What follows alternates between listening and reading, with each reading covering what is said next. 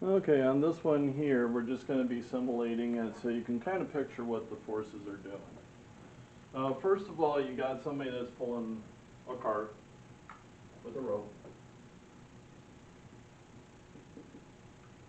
And you have something called tensional force.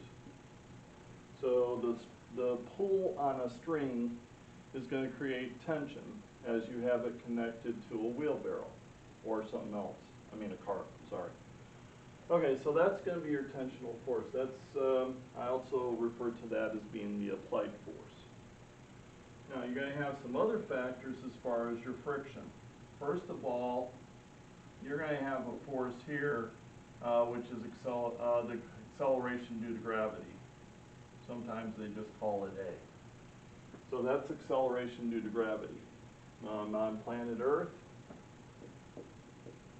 we use 10 meters per second squared, making it nice and easy. I know it's 9.8 meters per second squared. You also have something called a normal force, and that's what the Earth exerts as it's pushing up.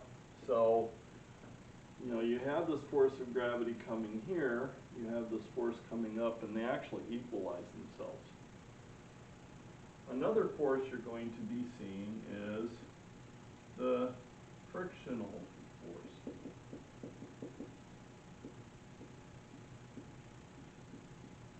So these tires that are rolling along the ground, those are being exerted on by something called frictional force.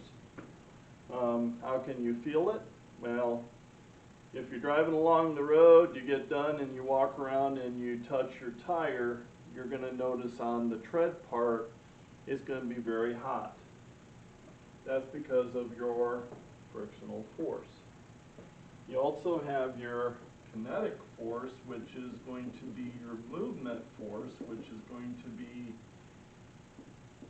this direction. If you have somebody behind it on this side here, that's going to be an applied force. Of course, that would be if somebody's here. We don't have it in this situation.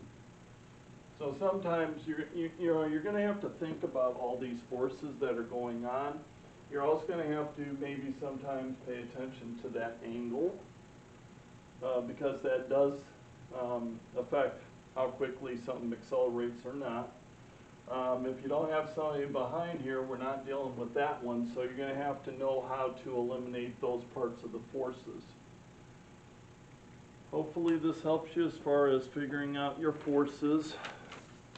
I'm going to go on to the next one.